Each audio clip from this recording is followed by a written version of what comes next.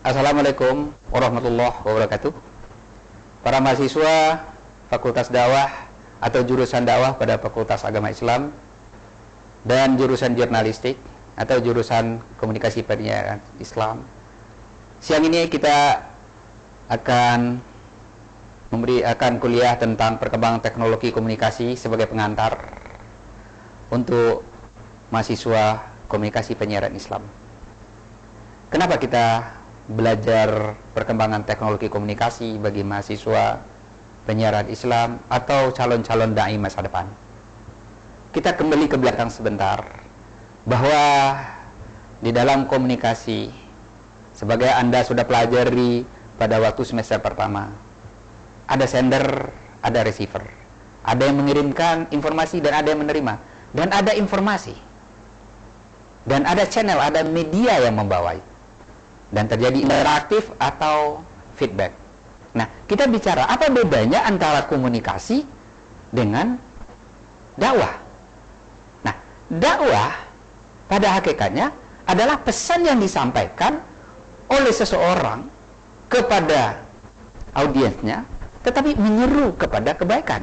Padahal dalam dunia komunikasi, pesan apapun, apakah itu menyeru kepada kebaikan atau tidak, itu adalah pesan. Di dalam dunia komunikasi, seperti Anda lihat pada gambar tersebut.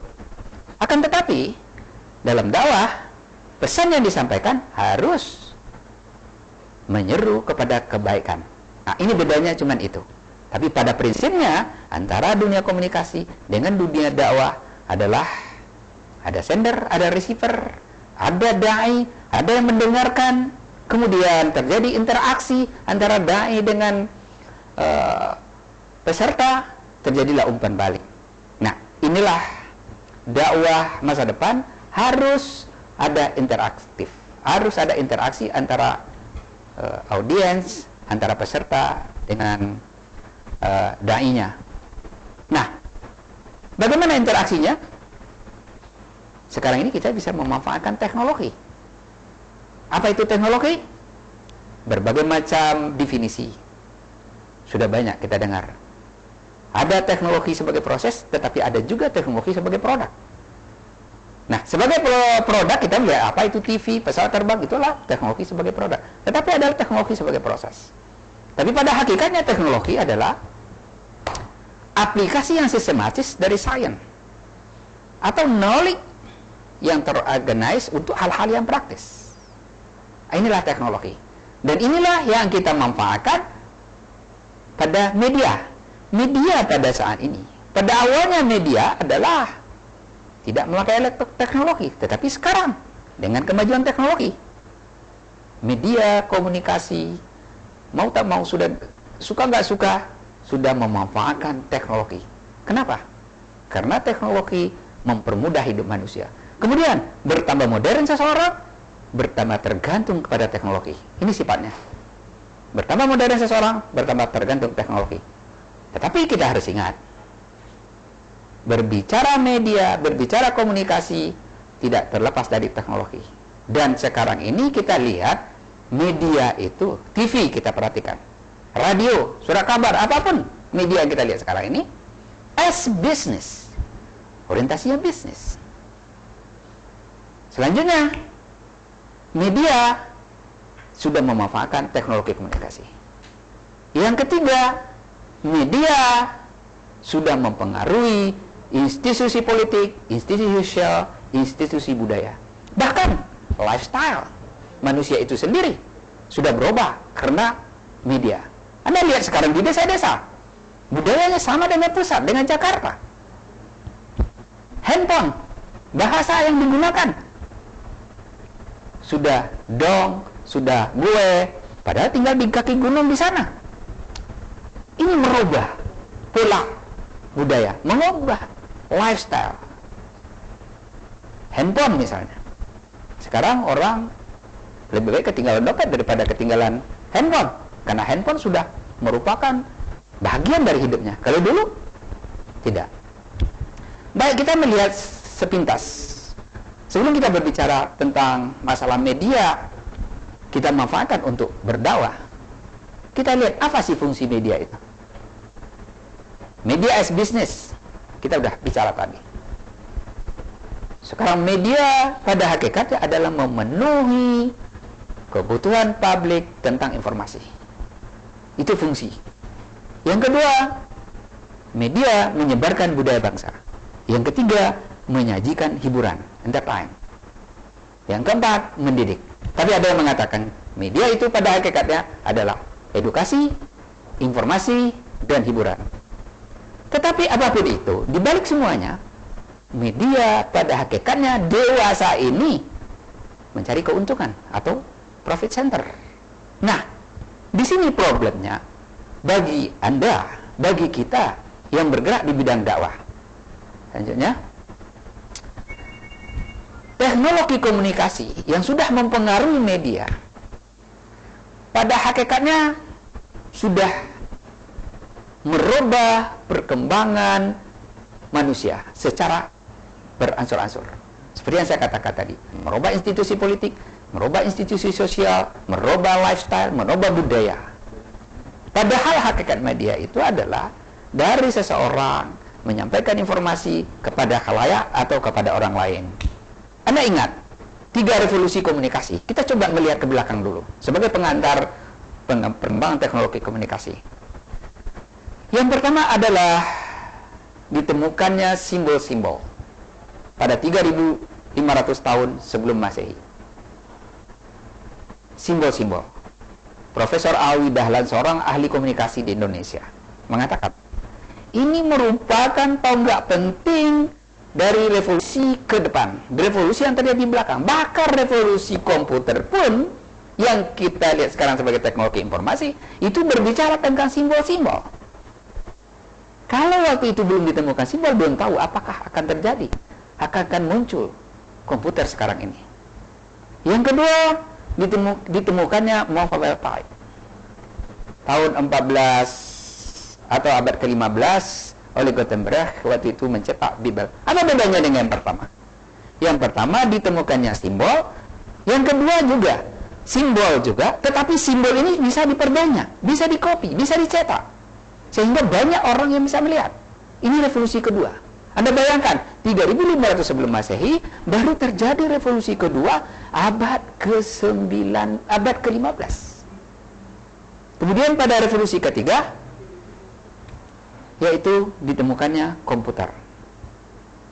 Komputer merupakan revolusi komunikasi. Dengan komputer, apalagi tersambung dengan internet, akan mempercepat proses pengiriman data. Di samping mempercepat adalah banyak data yang bisa sekaligus dikirim kemana aja, disebar kemana aja, sehingga dunia semakin kecil. Waktu ditemukannya chip di lembah silikon misalnya,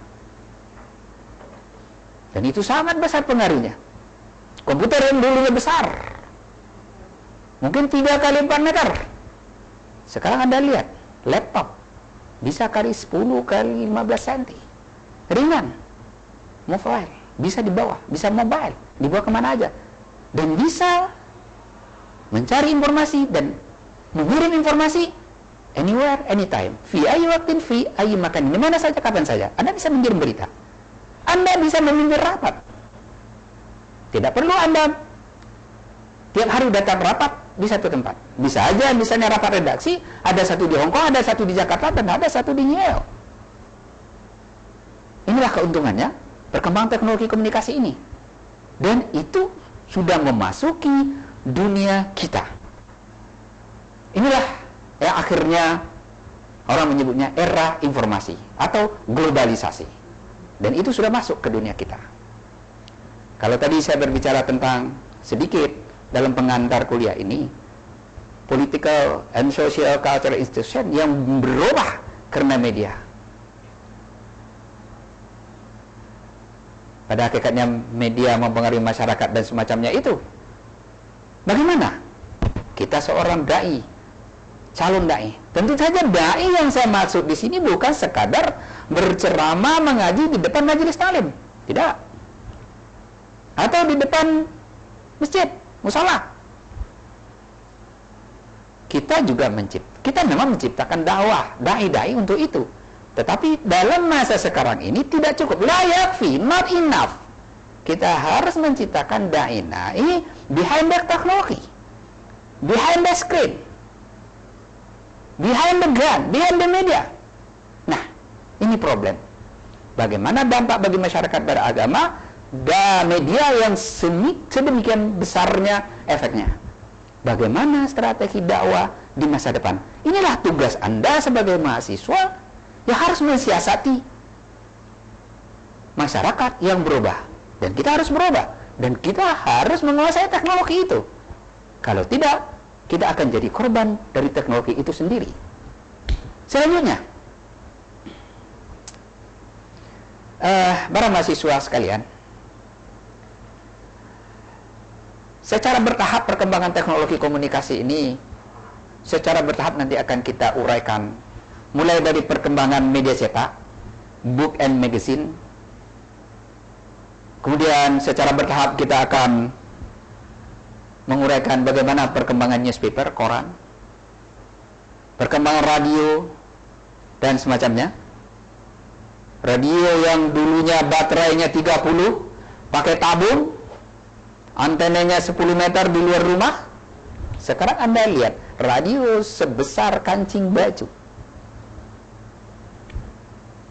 Film yang dulunya bisu, sekarang berwarna, dan Anda bisa menikmatinya lewat video, lewat komputer, televisi, lewat satelit, lewat kabel, komputer, dan selanjutnya new multimedia. Apa artinya? 1-6 itu Anda bisa nikmati di dalam komputer apabila dia tersambung dengan internet. Dunia di tangan Anda. Anda bisa menikmati itu. Anda bisa berdakwah dengan itu. Anda bisa menyajikan informasi-informasi menyeru orang kepada kebaikan. Kepada mahasiswa saya sering menyarankan, dakwah ke depan ini adalah soft dakwah. Soft dakwah. Tidak lagi hitam putih, mengancam, tapi kita coba merangkul. Karena media ini sudah memasuki seluruh lapisan masyarakat, sudah memasuki rumah Anda, sudah memasuki kamar-kamar tidur Anda, bahkan sudah masuk kantong Anda lewat handphone.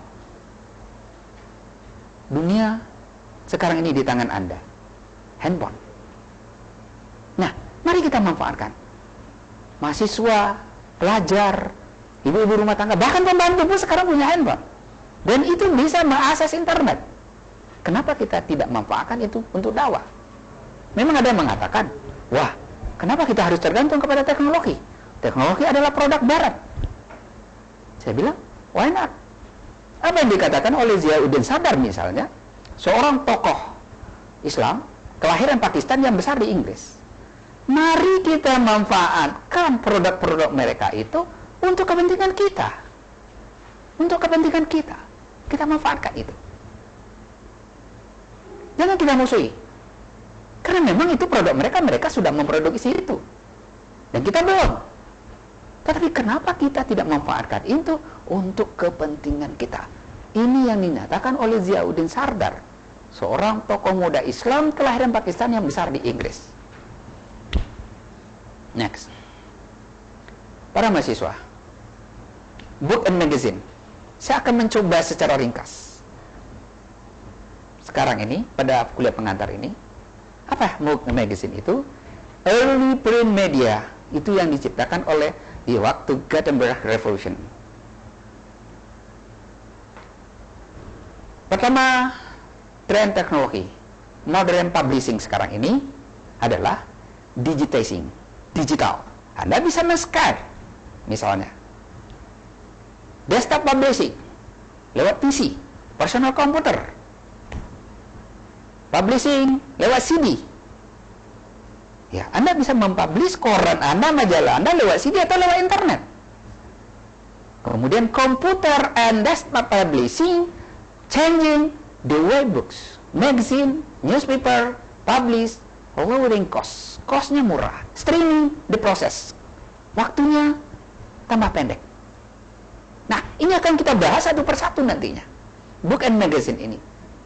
di dalam dunia teknologi informasi. Karena dunia teknologi informasi sudah mempengaruhi terhadap media cetak. Selanjutnya kita berbicara tentang radio and recording music. Kalau kita belajar tentang radio, sejarahnya mulai dari Samuel Morse, Alexander Graham Bell, Hendrik Hertz, sehingga kata-kata Hertz itu dipakai untuk satu gelombang sekian kilohertz, sekian megahertz, dan selanjutnya. Nah, kita melihat misalnya terakhir David membuat radio broadcasting untuk bisnis di Amerika. Nah, ini akan kita bahas lagi nanti. Kalau tadi saya mengatakan radio dulunya besar sekali, sekarang radio bisa sebesar kancing baju. Karena teknologi itu pada hakikatnya bertambah maju, bertambah modern, menjadi smaller, kemudian smarter, dan cheaper. Smaller lebih kecil, smarter lebih pintar, dan cheaper lebih murah. Nah, ke depan semua teknologi demikian. Nah, setelah radio kita akan membahas masalah film dan video. Nah, sejarahnya Anda bisa belajar. Thomas Edison membuat film atau motion picture camera dan seterusnya, film hitam putih. Kemudian Warner Bros mengembangkan film itu, dan selanjutnya kita akan sekarang berbicara tentang televisi.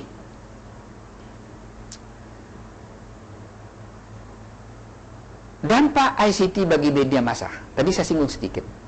Muncul new multimedia. Apa itu new multimedia? New multimedia adalah konvergensi dari televisi, telepon, komputer, database, dan delivery system yang sekarang Anda bisa nikmati melalui komputer. Anda bisa baca koran, Anda lihat televisi, Anda bisa menelpon, dan semacam. Anda melihat data, dan Anda memimpin rapat di satu daerah, dan staf Anda berada di mancanegara. No problem. Fi ayyi waqtin wa fi ayyi makanin. Fi ayyi waqtin wa fi ayyi makanin. Nah, inilah dampak ICT bagi media massa. Dan kita bisa memanfaatkan itu untuk berdakwah. Kenapa tidak? Selanjutnya, televisi kabel. Muncul direct broadcasting system via satelit. Mungkin Indonesia adalah negara kedua setelah Kanada yang meluncurkan satelit. Tahun 76. Tapi sekarang sudah banyak satelit di angkasa ini. Tapi Indonesia membuat revolusi komunikasi yang terbesar waktu itu untuk menyatukan negara bangsa Indonesia yang terdiri dari kepulauan. Ini adalah suatu terobosan dari bangsa Indonesia tahun 76 mengirimkan satelit, sehingga hubungan antar pulau di Indonesia bisa dengan cepat, bisa terhubung dengan cepat. Kalau dulu Anda bisa menelpon ke satu daerah, katakanlah ke Bogor saja, itu menelan waktu 5 menit baru tersambung. Sekarang Anda tinggal cek, tik, hanya hitungan detik Anda bisa berhubungan ke Irian, bahkan ke luar negeri. Inilah pengaruh satelit terhadap telepon, terhadap TV, terhadap internet. TV, sekarang ada TV kabel, ada TV seluler via handphone, ada TV via internet. Nah, ini kita bahas juga satu persatu nanti. Komputer. Nah, komputer sekarang ada, Anda lihat suatu kemajuan, the World Wide Web, the multimedia portion. Dan ini merupakan pintu masuk untuk menyajikan. Kayak seperti showcase, kalau kita ada toko, kita menjual sesuatu, kita menyajikan sesuatu, ada showcase di depan. Nah, World Wide Web atau WWW adalah showcase-nya. Kita menyajikan apa? Dakwah apa yang mau kita sajikan? Di sini kita bisa sajikan dengan menggunakan antara lain bahasa HTML, Hypertext Markup Language. Oke, selanjutnya. Nah, apa yang terjadi? Ciri-ciri perkembangan ICT ini yang harus kita ikuti untuk bisa kita mensiasati dalam berdakwah ini. Coba kita lihat akhir-akhir ini, the rise of internet, munculnya web, konvergensi dari teknologi yang saya uraikan tadi, konvergensi dari industri, munculnya industri digital, Sekarang sudah berkembang industri digital. Nah, ini harus kita siasati. Kita tidak cukup lagi berdakwah hanya di depan majelis taklim. Bukan berdakwah di depan majelis taklim itu sesuatu yang tidak bagus, tetapi not enough, la yakfi pada saat ini. La yakfi. Karena umat kita sudah ada, sedang ada di rumah mereka, sedang ada di kamar-kamar mereka, sedang ada di perjalanan, maka kita harus memanfaatkan televisi, radio, telepon seluler, and so on, dan lain-lain. Inilah yang kita harus manfaatkan. Next. Nah, yang terjadi sekarang ini, yang saya singgung di awal, changing lifestyle. Changing lifestyle. Coba lihat mahasiswa sekarang. Berubah lifestyle. Sekarang sudah memakai laptop. Di lobi-lobi, di kantin-kantin, mahasiswa sudah pakai laptop. Pada waktu seminar pada akhir tahun 90-an, masih ingat di saya, di Bali, sebuah seminar, kita memperkirakan waktu itu, meramal dalam sebuah seminar itu, bahwa pada satu saat mahasiswa kita datang ke kuliah itu bawa laptop. Apa yang terjadi di tahun 2000 ini?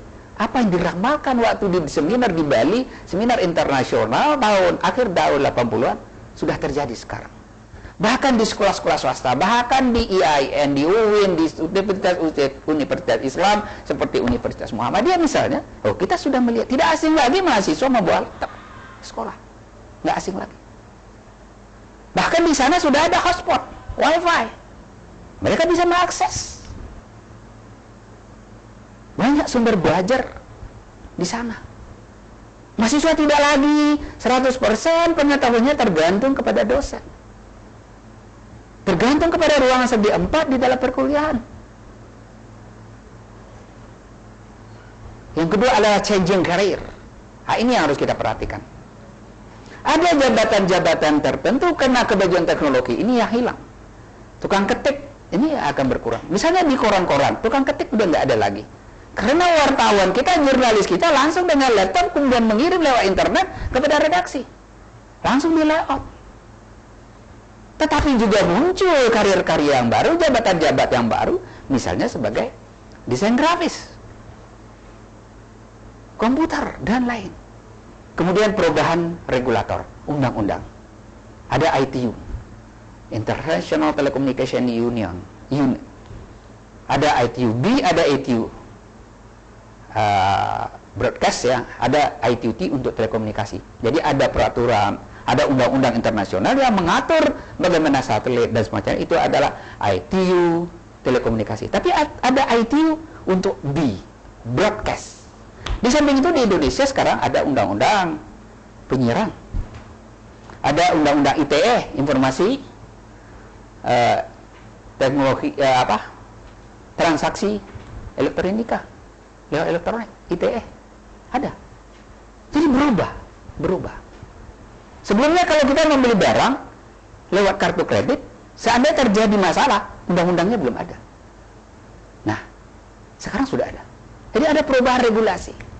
Jadi ada perubahan lifestyle, ada perubahan karir, jabatan-jabatan tertentu hilang dan jabatan-jabatan tertentu muncul, kemudian changing regulator.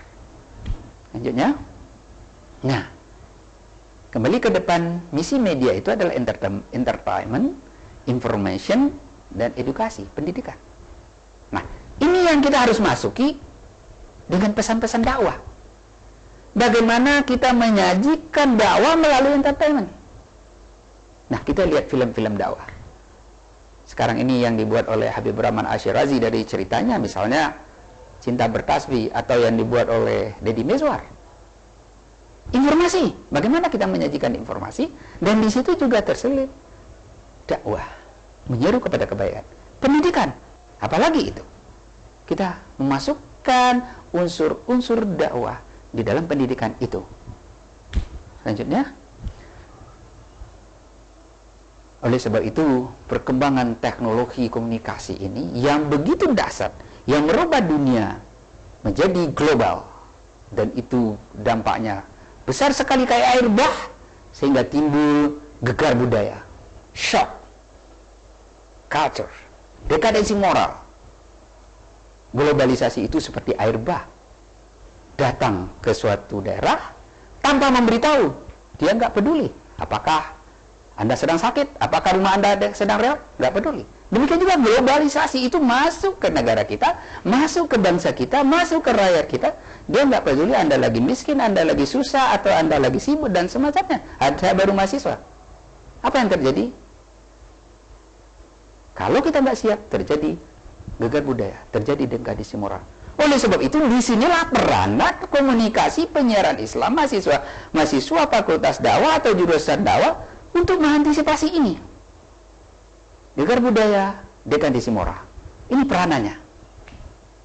Nah, harus kita siasati bagaimana memanfaatkan teknologi komunikasi ini, bagaimana memanfaatkan media massa yang pada hakikatnya sekarang ini adalah profit oriented untuk berdakwah. Next. Menyiapkan mental. Ini mental masyarakat, keluarga, masyarakat. Inilah peranan dai dan guru-guru agama. Peranan dai dan guru-guru agama. Ini adalah tugas berat. Di saat media profit oriented, di saat media sudah memasuki industri, dunia industri, padahal kita memasuki unsur-unsur dakwah yang non-profit. Bagaimana mensiasatinya? Inilah tugas Anda sebagai mahasiswa, sebagai cendekiawan muslim nantinya, untuk menyiapkan diri sebagai dai yang menyiapkan mental. Dai, seperti yang saya ulangi tadi, bukan sekadar dai di muka majelis ta'lim, tetapi sekarang Anda harus jadi dai di belakang kamera. Anda harus menjadi dai di belakang teknologi, di belakang media, behind the media. Jangan kita salahkan media. Mereka tidak salah. Tetapi manusia yang di belakangnya itulah yang penting. Oleh sebab itu Anda harus mengisi itu. The gun behind, the man behind the gun.